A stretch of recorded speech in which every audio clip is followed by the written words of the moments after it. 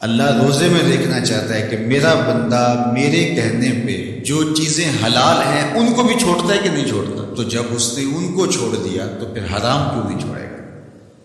اور جس نے روزے میں حرام بھی نہیں چھوڑا، غیبت بھی نہیں چھوڑی، جھوٹ بھی نہیں چھوڑا، لوگوں کو اذیت دینا بھی نہیں چھوڑا، تلخ رویے بھی ترک نہیں کیے، گالی گلوچ سب و شتم کا مزاج بھی ترک نہیں کیا، لوگوں سے رشوت لینا اور لوگوں کو اذیت دینا بھی ترک نہیں کیا، تو پھر وہ بھوک کاٹ رہا ہے. وہ اللہ کے حکم کی تعمیل نہیں کر رہا ہے، وہ تو کہہ رہا ہے کہ میں تمہارا امتحان لینا چاہتا ہوں، تم حلال بھی چھوڑو گے اور یہ حرام بھی چھوڑنے کے لیے تیار نہیں ہے.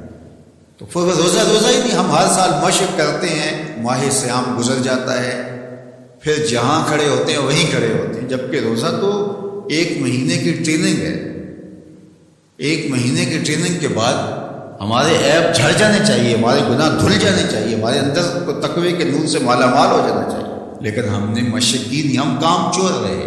تو پھر نتیجہ کیا ہوا کہ جہاں کھڑے تھے وہیں رہے. تو روزے کا مقصد اتقاء کو پیدا کرنا ہے، اور ہر وہ کام جو اللہ کی ناراضگی کا ذریعہ ہے اس کو ترک کرنے کا نام تقویٰ ہے. اور اگر کوئی ایسا کام سرزد ہو جائے جو اللہ کی ناراضگی کا سبب اور ذریعہ ہے تو فوراً توبہ کی جائے، رجوع کیا جائے، ایسے امور بجا لائے جائیں جو اللہ کی رضا کا سبب اور ذریعہ بن جائیں.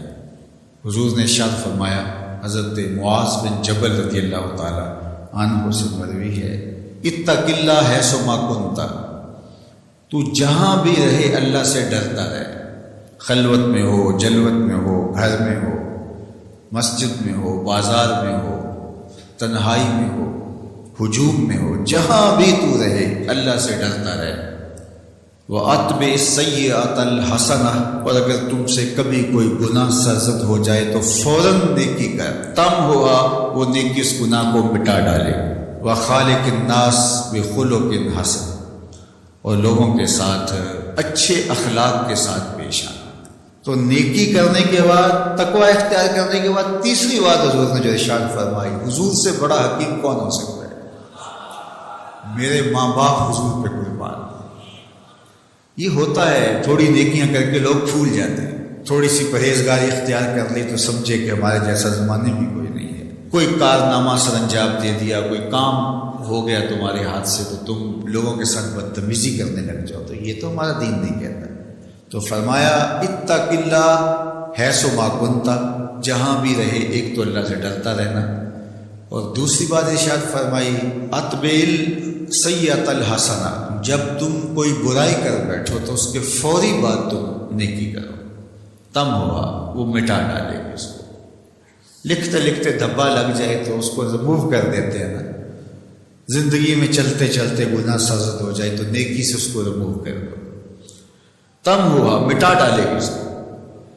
اور پھر تیسری بات فرمائی وخالق الناس بخلق حسن، لوگوں سے رویہ اچھا رکھنا، لوگوں کے ساتھ حسن سلوک سے پیش آنا، بدتمیزی کی زندگی نہ گزارنا. قیامت کے دن جب اعمال تولے جائیں گے سب سے زیادہ وزن جس عمل کا ہوگا وہ حسن خلق ہے، جو پرڑے کو جھکا دے. تو کبھی اپنے رویوں کو کھردرا نہ ہونے دینا. تو ہمارے رب نے ہمیں تقوی اختیار کرنے کا حکم عطا کیا، اور رمضان المبارک موسم ہے تقوی کے حصول کا. زندگی ثمر بار ہوتی ہے، تقوی کا پھل لگتا ہے. روزہ تقوی کی نشأت کا ذریعہ ہے، روزہ پیدا کرتا ہے اتقاء. لعلکم تتقون اس پہ شاہد عادل ہے. تو اس لیے مجھے اور آپ کو جائزہ لینا پڑے گا کہ ان دنوں کے اندر ہمارے اندر کوئی تقوی پیدا ہوا ہے یا نہیں ہوا. میں اپنا جائزہ لوں اور آپ اپنے اندر ہی جائزہ لیں. ہم نے بھوک کاٹی ہے، پیاس گوارا کی ہے، رات تراویح بھی پڑھتے ہیں، تو کیا کوئی فرق پڑا؟ کوئی اتقاء کا نور نصیب ہوا؟ اگر نصیب ہوا ہے تو پھر مزید کوشش کیجیے بقیہ دنوں میں مزید نور نصیب ہو اور اتقاء کے اجالے حقیقت میں ہم پالیں. اور اگر وہیں کے وہیں کھڑے ہوئے ہیں، کوئی فرق نہیں سوائے بھوک اور پیاس کاٹنے کے اور یہ ذہنی تاثر کہ ہم روزہ رکھ رہے ہیں، اس کے علاوہ میں کوئی فرق نہیں، ہمارے باطن میں کوئی تبدیلی نہیں آ رہی، تو پھر ہمیں دیکھنا پڑے گا پیچھے مڑ کے کہ ہمارے روزے بے روح اور بے نور کیوں ہیں، ہمیں اس پر توجہ دینی پڑے گی۔ روزے کی تاریخ کے حوالے سے علامہ اسماعیل حقی علیہ رحمہ تفسیر روح البیان میں لکھتے ہیں کہ ملک تحمورث ثالث کے دور میں قحط پڑا۔ یہ حضرت آدم علیہ السلام کی اولاد سے تیسرا بادشاہ ہوا ہے، تو اس نے اپنی قوم کو حکم دیا کہ وہ ایک وقت کا کھانا کھائیں اور ایک وقت کا کھانا بچا کر قحط زدہ علاقوں میں بھیجیں تاکہ دکھیوں اور مجبوروں کی مدد ہو سکے۔ ملک تحمورث الثالث کے اس حکم کو قوم نے قبول کیا اور ایک وقت کا کھانا بچا کر کے قحط زدہ علاقوں میں بھیجا۔ اس قوم کی یہ ادا اللہ کو پسند آ گئی تو اللہ نے اس کو عبادت قرار دے دیا۔ پھر اس کے بعد ہر نبی پر روزہ فرض ہوا۔ کما کتب علی الذین من قبلکم، اس پہ شاہد عادل ہے۔ حضور علیہ السلام فرضیت روزہ سے قبل ایام 20 کے روزے رکھا کرتے تھے۔ ہر ماہ کی 13، 14 اور 15 تاریخ کو قمری تقویم کے حساب سے جو روزے رکھے جاتے ہیں ان کو ایام 20 کے روزے کہا جاتا ہے۔ لیکن اس کے بعد پھر عاشورہ کا روزہ حضور نے معمول بنایا، اور اس کو کسی صورت بھی حضور اور صحابہ ترک نہیں کرتے تھے۔ فصام رسول اللہ وامر بصیامہ، حضور نے خود بھی روزہ رکھا اور صحابہ کو بھی حکم دیا کہ یہ روزہ رکھیں۔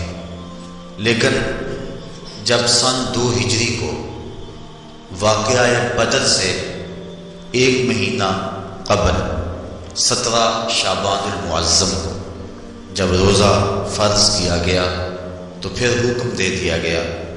حضرت عائشہ صدیقہ رضی اللہ تعالی عنہ سے روایت ہے کہ فرمایا اب جس کا جی چاہے عاشورے کا روزہ رکھے اور جس کا جی چاہے ترک کر دے، لیکن اس سے قبل وہ روزہ رکھنا امت پر ضروری تھا۔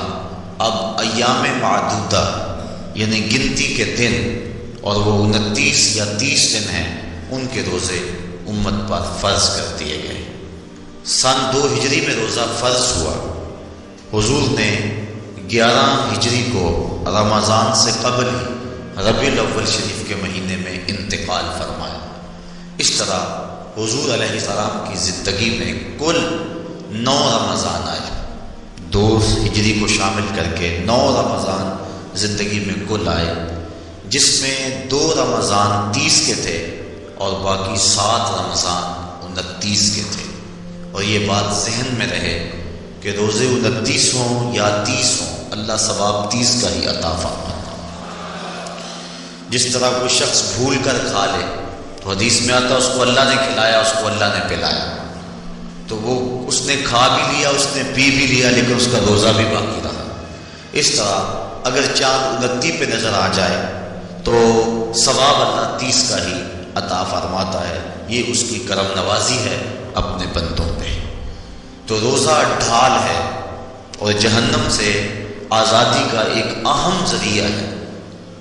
روزہ اللہ اور بندے کے مابین ایک راز ہے۔ روزہ نور ہے، ضیاء اور روشنی ہے، اور آقا کریم صلی اللہ علیہ وآلہ وسلم نے روزے کی فضیلت بیان کرتے ہوئے ارشاد فرمایا کہ ہر شے کی کوئی زکوٰۃ ہوتی ہے، انسان کے جسم کی زکوٰۃ روزہ ہے۔